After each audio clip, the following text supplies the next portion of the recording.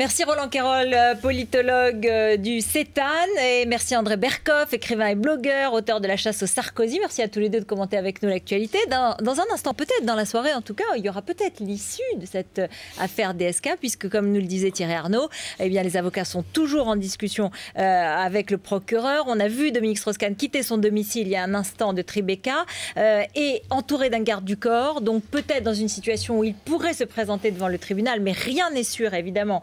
Nous sommes en attente. Moi, je voulais vous faire remarquer que hier, Christine Lagarde, elle a signé un contrat au FMI dans lequel il y avait une charte éthique, quelques mots d'éthique très très clairs. Elle a donné sa première conférence de presse aujourd'hui et on a le sentiment que le FMI a tiré les leçons, en tout cas de cette affaire DSK. Vous tirez quelles leçons, voilà. Écoutez, juste une chose. D'abord, le paragraphe est tout à fait étonnant. Ouais. Je ne le connais pas par cœur, mais il dit qu'il ne faut même pas montrer l'apparence d'une quelconque légèreté éthique. Absolument. D'un comportement inconvenant, et il demande de la discrétion. C'est-à-dire que s'il prend à Christine Lagarde de jouer les Madame Bovary, ça ne marchera pas du tout. Vous voulez dire qu'elle est d'autres histoires, voilà. Mais c'est peut-être pas tout à fait son genre.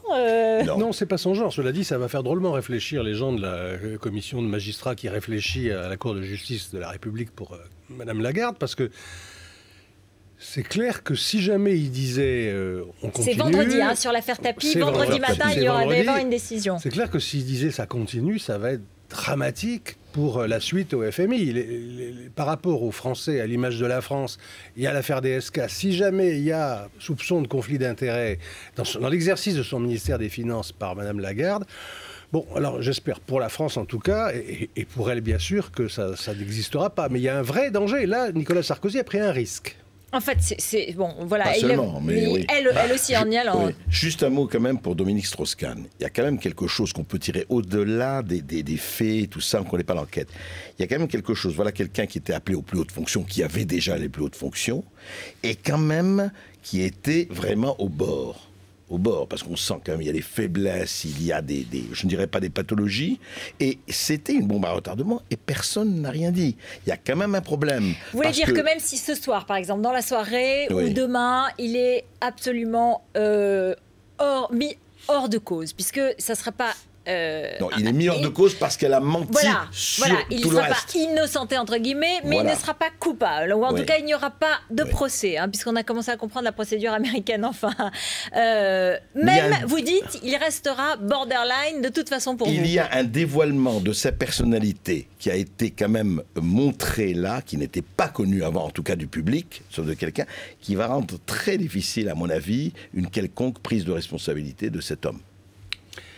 Je suis un peu choqué, moi, d'entendre des choses comme ça, André. Le fait de laisser tomber les charges, ça équivaut à ce qu'on appelle chez nous un non-lieu. C'est-à-dire qu'on ne va pas jusqu'au procès, on libère la personne parce qu'il n'y a pas de charge suffisante pour le poursuivre. Ça veut dire qu'on est blanchi devant la justice. Alors sans doute, certains préféraient qu'on aille jusqu'au procès et qu'on entende les mots non coupable. Mais ça revient quand même exactement au même du point de vue du droit pénal, en France comme aux États-Unis. Si quelqu'un est blanchi par la justice, entendre des gens dire ouais mais enfin il n'y a pas de fumée sans feu, d'accord il n'est pas coupable mais il est un petit peu désinvolte, mais enfin avec les femmes il est un peu entreprenant. Non, franchement, moi je trouve que c'est pas correct. On a espéré dans certains milieux qu'il était coupable et qu'il serait condamné. Il faut reconnaître s'il ne l'est pas, qu'il ne l'est pas. Roland Quérol, attention, parce que ce que vous dites blanchi et non-lieu, vous savez très bien qu'il est blanchi et non-lieu parce qu'il y a eu évidemment mensonge de la part de la Fissato Lialo. Parce qu'il n'y a pas de charge suffisante pour aller jusqu'au procès. Non, le problème, moi... Elle n'a pas menti que sur des choses antérieures. Le problème qui me gêne profondément, ce n'est pas ça. C'est que je dis que quelqu'un qui est appelé à être président de la République ou président du FMI, il y a eu, et rappelez-vous, il n'avait pas dit ça au départ, il y a eu rencontre sexuelle. Alors les gens disent consentantes, les autres non, on n'en sait rien. Donc de ce point de vue-là, pardon, il y a quand même quelque chose qui ne va pas. Est-ce que c'est pas la rencontre sexuelle en elle-même sur laquelle on n'a pas à juger, mais c'est la vulnérabilité conséquente à cette rencontre qui peut être discutée quand on veut prendre des responsabilités, non ? Jusqu'à maintenant, nous n'avons élu à l'Élysée que des moines. Non. Arrêtons de me raconter des histoires, ça suffit. On est dans un pays où, Dieu merci, jusqu'à maintenant, on distinguait les pratiques sexuelles privées et l'exercice du pouvoir. Nous allons entrer dans un système à l'américaine, où tout est dit, tout est mesuré, et la moindre pratique sexuelle qui ne correspond pas à la majorité du corps électoral est dénoncée par les médias et de même par la justice. Moi, je résisterai de toutes mes forces à cette évolution-là, même si c'est quelqu'un de sympa comme Berkoff qui nous la suggère. Non, moi, je ne suis pas pour. Écoutez, moi, je ne peux pas dire que je sois un moine et je ne suis pas connu comme ça dans mes œuvres. D'où ma surprise. Non, simplement. Attention, les avocats, voilà, on est en direct de New York. Oui. Les avocats de Dominique Strauss-Kahn vont s'exprimer. Voilà, Benjamin Brafman et Charles Taylor. On va entendre le son. Bon, voilà, ils ont remercié, ils sont déjà partis. Donc, ils ont juste fait un petit compte-rendu dont on saura plus dans quelques instants. Aucune annonce ne sera faite ce soir. Voilà, nous voilà donc fixés.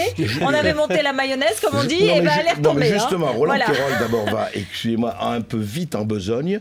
Je ne sais pas ce que donnera l'histoire Tristan Banon. Ce n'est pas rien. Ce n'est pas une histoire. Donc, on ne peut pas dire qu'il n'y a rien. Il y a un dépôt de plainte. Ce n'est pas rien. Ce n'est pas rien. Ce n'est pas rien. Il y a un dépôt de plainte. Cette personne-là n'a pas inventé. Et il y a un dépôt de plainte de Dominique Strauss-Kahn pour dénonciation calomnieuse.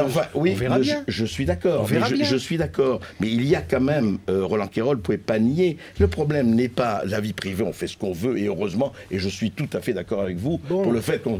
Mais simplement, là, il y a des choses qui me semblent, moi, franchement, et je ne suis pas le seul... Légère, vous voulez dire. Utilisez les mots. Légère. Il y avait un candidat normal, François Hollande, il y aurait eu un candidat léger, peut-être. C'est ça que veut dire André Berkoff. Oui, Kennedy a été un président américain léger. Quoi? C'est pas la pire présidence des États-Unis. Oui, Kennedy et Bill Clinton aussi, simplement c'était consensuel et on espère que ça le sera. Ah bon? Oui. Et pour le moment, on n'a pas de preuve du contraire en France. Et il n'y a pas de preuve que ce soit ça. On verra. Écoutez, on verra. En tout cas, l'avenir nous le dira. Mais quand vous dites qu'il n'y a pas de problème, je trouve que quand même c'est beaucoup avec Tristan Banon d'un côté et les autres choses qui n'y a pas de problème. C'est quand même des principes fondamentaux qui n'ont pas bien été respectés dans beaucoup de commentaires ici, qui ont été la présomption d'innocence. Et maintenant, le fait que blanchi ou pas blanchi, il restera cette espèce de trouble qui fait que le type, ce serait comme s'il était coupable. Moi, je trouve que dans les deux cas, on a franchi des lignes jaunes graves pour la démocratie. Grave. Moi, je ne trouve pas du tout. Je ne suis pas un ami de Dominique Strauss-Kahn. Moi, je n'aimerais pas que... Est-ce que l'opinion publique française aura la même image, et là, c'est aux politologues que je m'adresse, de Dominique Strauss-Kahn avant et après cette... Ça, c'est très compliqué à savoir. Pour le moment, elle a bougé, l'opinion. Les 2/3 de ceux qui l'aimaient bien se sont détournés de lui. Et depuis qu'on sait qu'il y a eu mensonge, etc., la moitié de ceux-là sont revenus. La moitié seulement. Donc, est-ce que c'est un trend? Et est-ce qu'après un éventuel blanchissage, il récupérera tous les autres? Ou bien est-ce que décidément c'est trop et que ceux-là resteront? Ça, je crois qu'il faut attendre. Alors, en effet, la fin du feuilleton judiciaire. Pour le moment, ça a bougé. Pas suffisamment pour qu'on puisse dire il peut revenir tranquille. Simplement, je voudrais vraiment souligner ça à Roland Quérol pour pas qu'il pense que je suis un moine cistercien. Non. Etc. Simplement, moi je crois qu'il y a le problème de la responsabilité politique. Et la responsabilité politique, moi ça je le pense vraiment, je pense qu'il ne faut pas se faire piéger. Ni Mitterrand, ni Chirac, ni les autres, qui étaient, disons-le comme ça, de grands queutards devant l'Éternel, ne pouvaient soupçonner de se faire piéger. Je ne suis pas sûr de cela pour Dominique Strauss-Kahn. Voilà. La vulnérabilité et la responsabilité politique, c'est ce que dit André Berkoff. Je ne répéterai pas le reste. Merci beaucoup à tous les deux. C'est le 20h de Thomas Soto maintenant.